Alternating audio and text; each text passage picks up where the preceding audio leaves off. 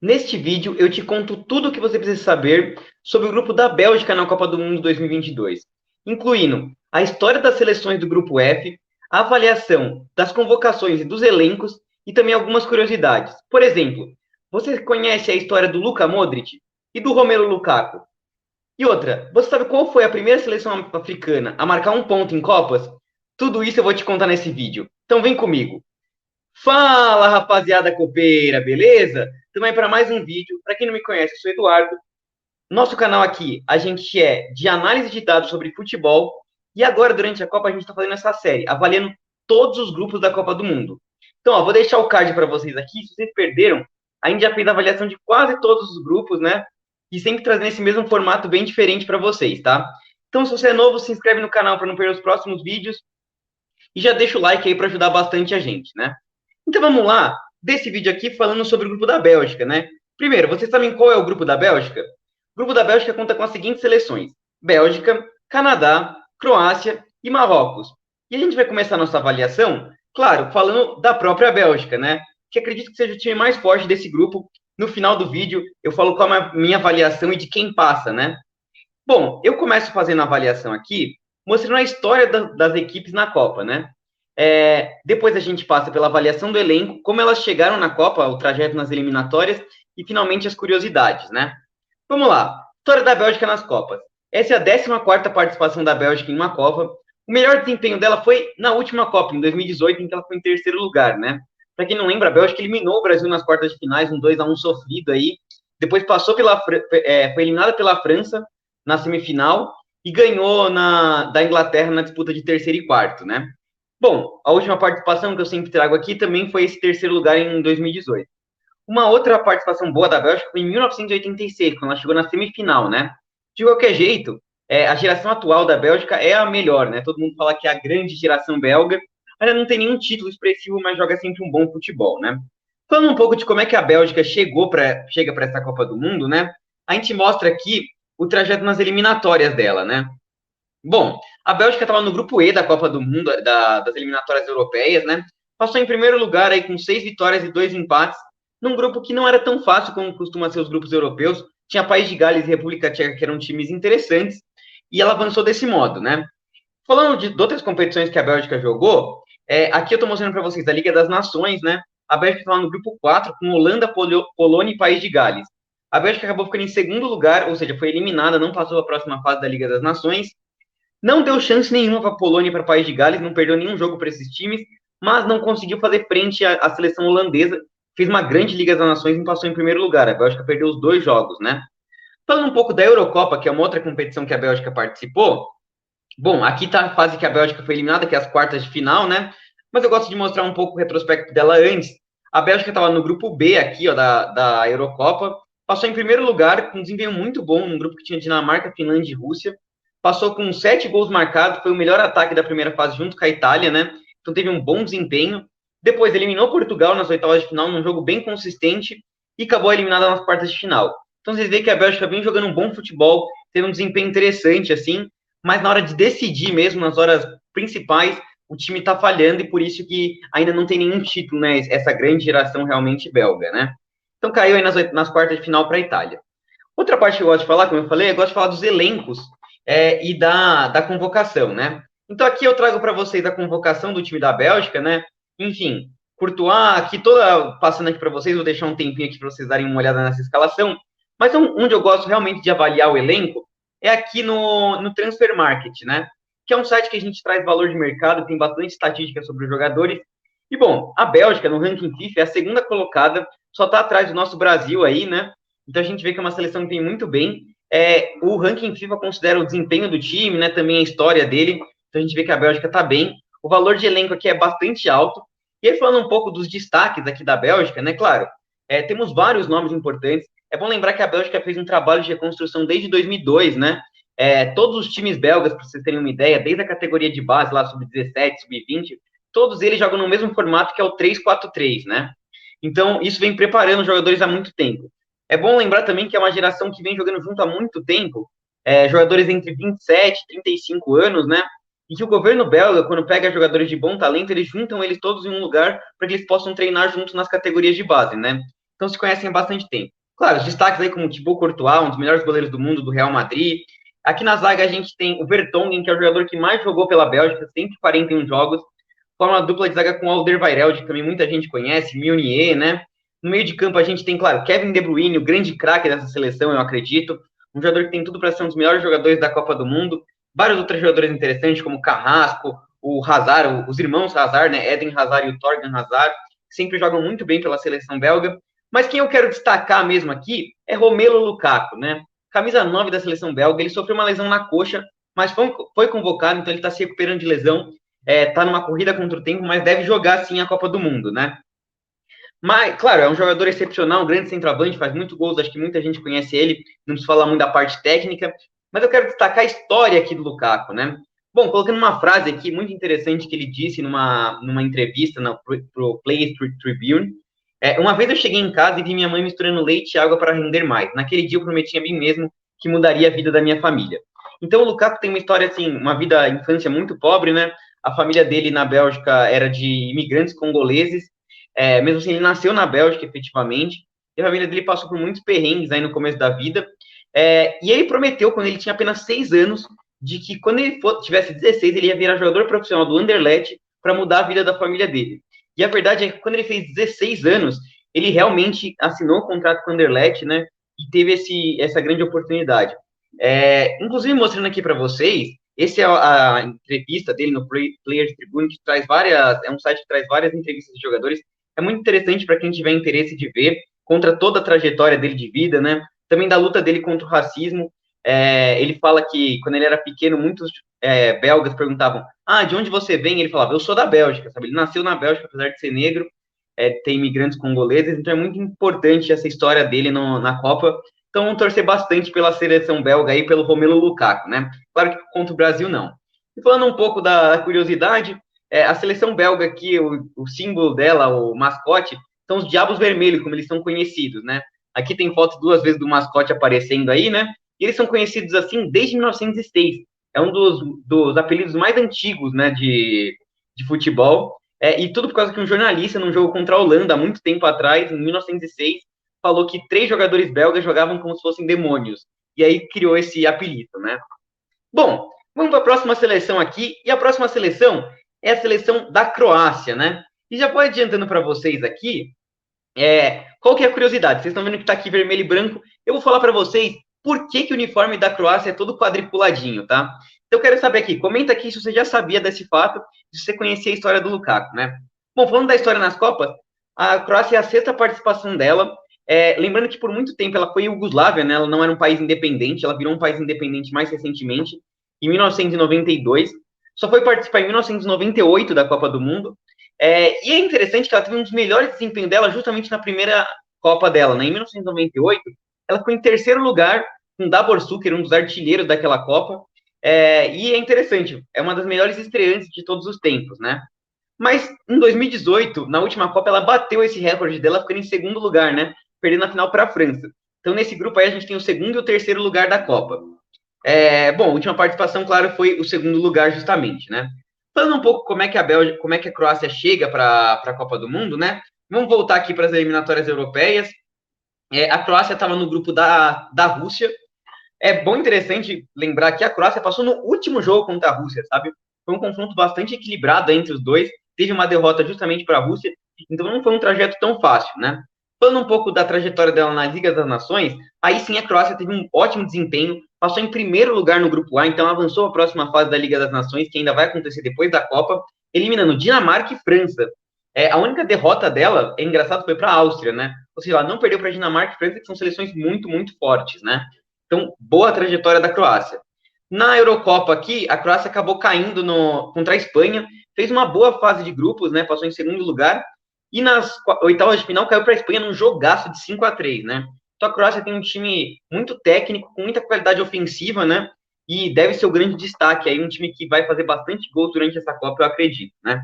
Falando um pouco sobre o elenco da Croácia, vou mostrar aqui para vocês de novo a convocação aqui da Croácia, né? Cadê aqui, ó, do Bélgica, Canadá, Marrocos, convocação da Croácia, deixar algum tempinho aqui para vocês darem uma olhadinha aqui bem rápida. E aí vamos passar aqui para o Transfer Market para a gente avaliar de novo esse elenco da Croácia, né? No ranking FIFA é o 12º colocado, foi o maior crescimento entre as seleções aí do top 20, né? Então a Croácia está vivendo um bom momento. Em valor de elenco, 377 milhões, também é um valor bem legal. Falando um pouco do elenco, é um elenco um pouco mais envelhecido, né? Por isso até o valor de mercado não é tão alto assim. Tem jogadores muito interessantes, por exemplo, no meio de campo é formado pelo Brozovic, o Kovacic e o Luka Modric, claro, grande craque. Na frente a gente tem o Perisic, que foi um grande destaque na última Copa do Mundo. Na semifinal contra a Inglaterra ele fez gol e deu assistência também, grande decisivo. O Andrei Kramaric, um dos grandes centroavantes aí, o Bruno Petkovic, né? Vários destaques. Na defesa a gente tem o Gvardiol, que é o jogador mais caro desse elenco, um jogador muito promissor, de 20 anos só da Croácia, que promete muito para essa Copa. Mas, claro, o grande destaque é o Luka Modric, que já foi eleito o melhor do mundo aí, né, em 2018, voltou a jogar muito bem esse ano pelo Real Madrid, ficou no top 10 de melhores do mundo, então é um jogador que está jogando um ótimo futebol, maestro aí, cria muitas chances de gol, muito interessante jogador, né? Novamente a gente vai falar da história, porque é um cara que tem uma história muito interessante, né? Bom, para quem não sabe, o Luka Modric nasceu no vilarejo de Modric. Isso mesmo, é o mesmo sobrenome dele, né? Na Croácia, como eu disse, viveu uma guerra de independência, só em 92 que a Croácia virou independente, e o vilarejo onde o Modric morava, quando foi declarada a independência, foi invadido por sérvios. Inclusive, o avô do Luka Modric foi assassinado por um grupo de sérvios extremistas na frente da casa dele, né? A casa dele foi incendiada, que fez com que ele virasse um refugiado, né? Ele fugiu a pé por 2 dias para uma cidade próxima, cerca de 50 quilômetros do vilarejo onde ele morava, e lá ele viveu por muito tempo ali, num cenário de total guerra, assim, tipo, bombardeio todos os dias. É muito interessante também procurar um pouco mais aprofundado da história dele. Tem aqui, vou mostrar para vocês no Globo Esporte aqui, tem a história toda do Luka Modric contando, mas eu passei os pontos principais aqui para você, mas o importante é que ele venceu a guerra e hoje é um dos melhores jogadores, né? Falando um pouco sobre o que eu falei da curiosidade aí da seleção croata, a Croácia aí que tem esse formato quadriculado na bandeira, né? Esse é o que aparece aqui no meio do símbolo da Croácia, né? E tem vários contos de por que a Croácia tem esse símbolo, né? Vermelho e branco. Alguns dizem que é pela miscigenação dos povos, né? Um povo com seria vermelho, outro branco, né? Tem essa história. Tem história de que seria inspirado em uma flor quadriculada, mas a história que eu mais gosto, ninguém sabe ao certo qual é a verdadeira, é que um rei croata, no século X, ele foi preso e na prisão ele desafiou um adversário político dele num jogo de xadrez. E ele acabou vencendo isso, livrou ele da prisão e livrou ele da morte. Então, em homenagem ao xadrez, ele quis botar a bandeira quadriculada desse jeito, em homenagem ao xadrez, né? É uma história que eu gosto, porque eu sou um jogador de xadrez também, para quem não conhece. E é isso, a grande curiosidade da famosa bandeirinha quadriculada da Croácia, né? E vamos lá para o próximo grupo, para o próximo time desse grupo, que é o Canadá, que eu tenho certeza que muita gente acha que é um saco de pancadas aí, e não vai ser, tá? O Canadá é a segunda participação deles em Copa, tá? Vai buscar o primeiro gol deles em Copa, participou em 1986, tomando 5 gols e não fazendo nenhum, não fez nenhum gol, foi eliminado na primeira fase, né? E foi a última participação do Canadá aí, então. Então a história de Copa dele é bem incipiente, quase não existe, né? Mas o ciclo de Copa do Canadá é muito bom, né? Aqui eu estou mostrando o octagonal final, lembrando que o Canadá começou a eliminatória da CONCACAF lá na primeira fase, jogando contra times que são quase amadores, ganhou todos os jogos, né? Foram 6 jogos antes de chegar nesse octagonal final, com mais de 30 gols marcados, um desempenho excelente. No octagonal final, surpreendeu também, ficando em primeiro lugar, né? No grupo que tinha México e Estados Unidos, né? Nesse eliminatórias, Costa Rica, que são seleções mais conhecidas. Vale lembrar que uma derrota do Canadá foi agora, no último jogo aí, que já estava classificado, e passou invicto tanto do México quanto dos Estados Unidos, ou seja, não perdeu para nenhum desses dois. Então, é um bom momento. Falando um pouco da Copa de Ouro, né, que é a competição como se fosse a Copa América lá da América do Norte, o Canadá também teve um bom desempenho, passou em segundo lugar no grupo B aqui, né, com bastante gols marcados, é uma seleção bastante ofensiva.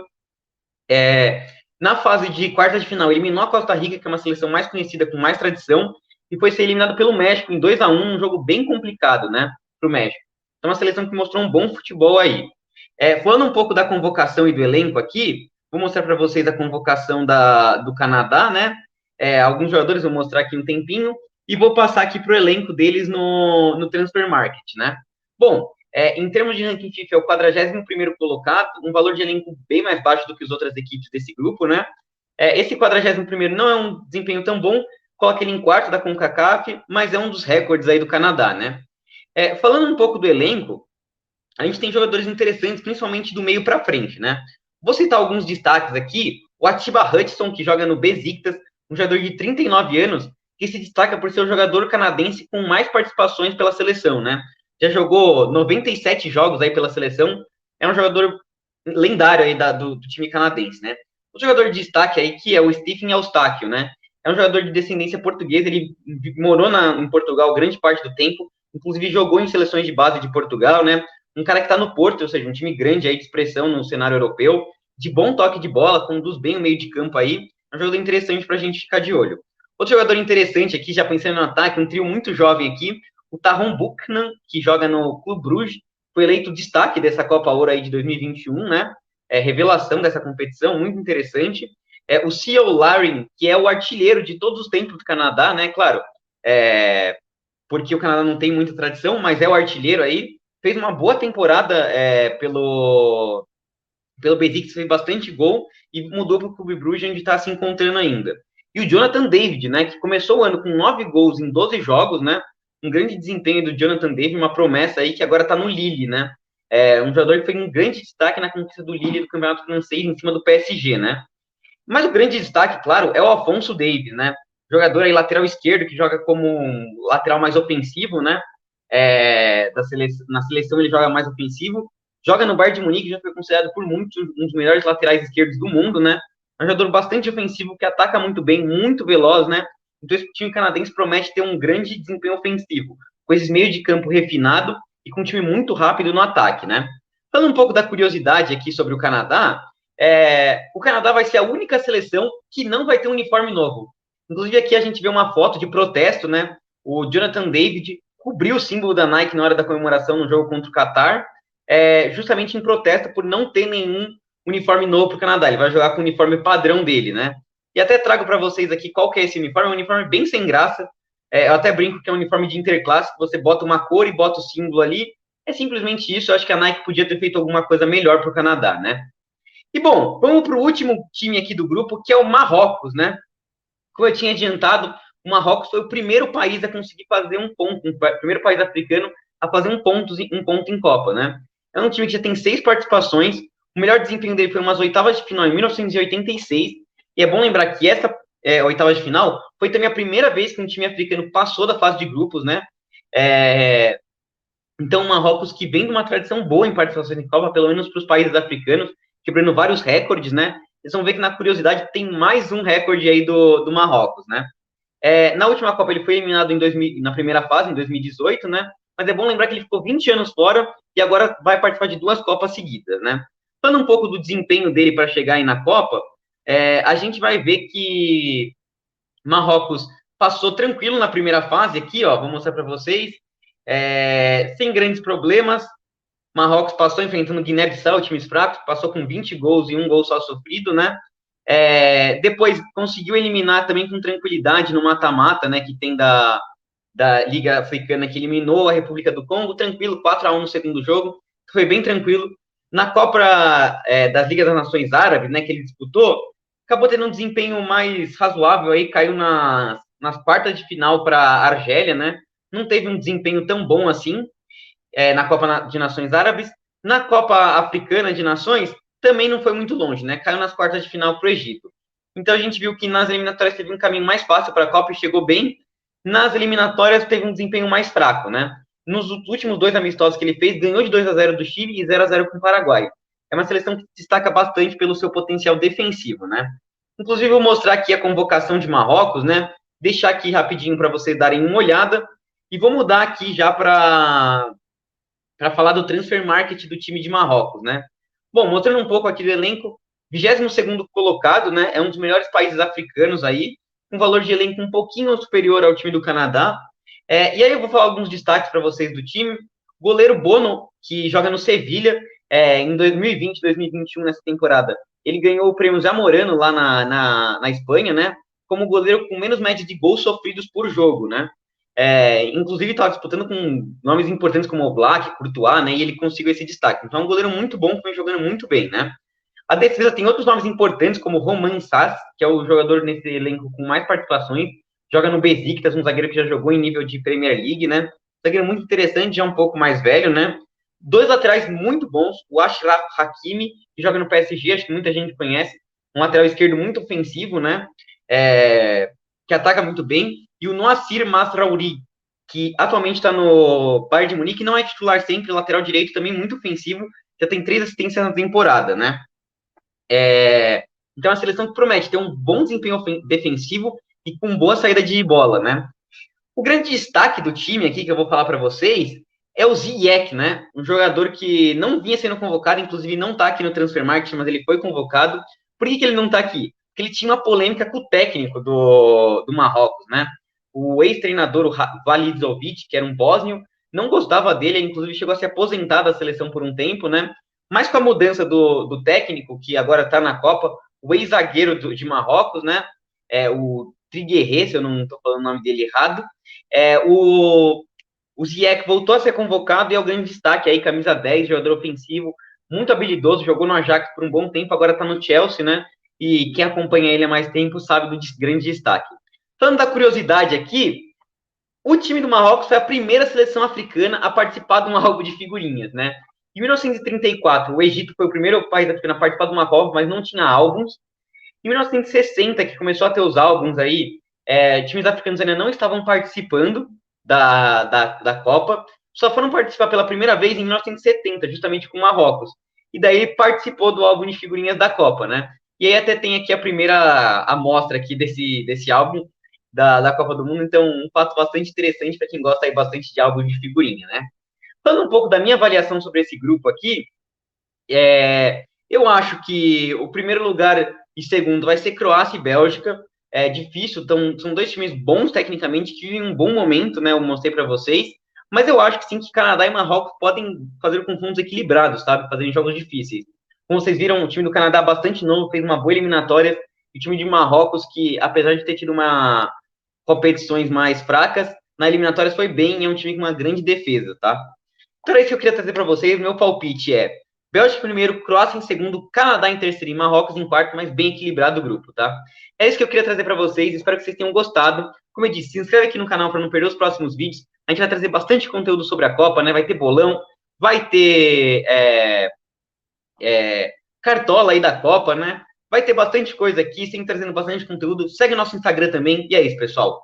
Uma boa semana para vocês. Vamos para essa Copa em busca do Hexa. Falou!